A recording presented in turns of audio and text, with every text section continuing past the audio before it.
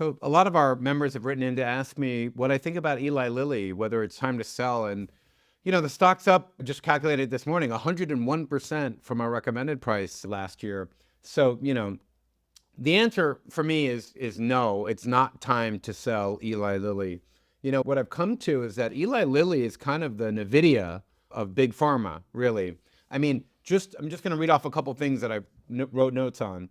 On June 10th, the FDA voted unanimously that for their new Alzheimer's drug, to approve their Alzheimer's drug. This is going to be crazy. So this drug alone is planned, expected to dominate Alzheimer's treatment, by 2030. On June 12th, they won FDA approval for their Thyroid Cancer Drug. Now, this approval is going to open the drug across the board, start even with patients as young as 2 years, pediatric. So that's great. And this doesn't include any of their GLP-1 drugs, their weight loss drugs, which are just obviously taking the world by storm. And that was the original reason that we recommended Eli Lilly. So, for me, Eli Lilly is on a heck of a run. A heck of a run. I mean, they are hitting it all. They're hitting it all out of the park, firing on all cylinders. And as I've said before, I think Lilly is going to be the first trillion-dollar drug company. I mean, my goodness, solving Alzheimer's. Not solving, a treatment for Alzheimer's, a treatment for weight loss, treatment for cancer. Boom, boom, boom. They're just knocking them out of the park one at a time. But, it does bring a bigger question, and that's, what's next for weight loss drugs?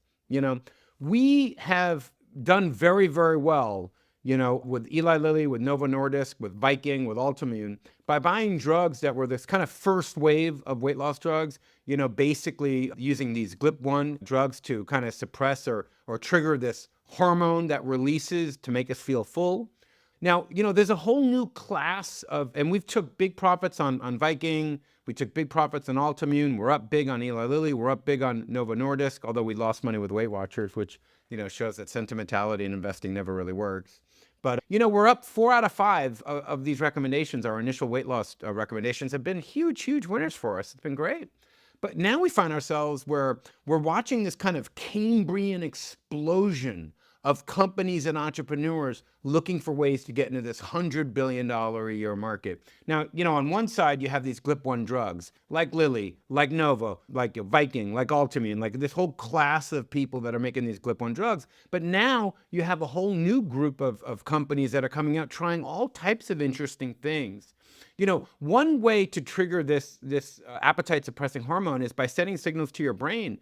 But there's a whole new group of companies that are trying to use it from your intestine, your small intestine, from the upper part of your small intestine. So, we're watching how this evolves. And one of the things that's made me hesitate to recommend another one of these companies to you after all the profits that we've taken and that we're sitting on is we don't know what the next phase of this evolution is going to look like.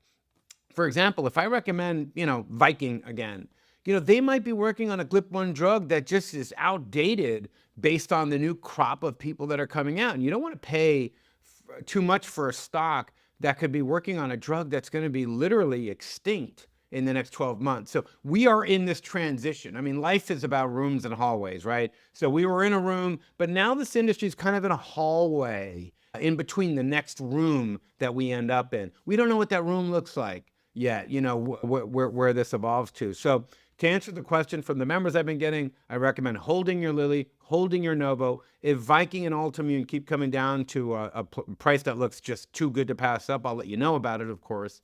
But let's sit back and see how this evolves. It's going to be very, very interesting. Fascinating, really. Have a great day.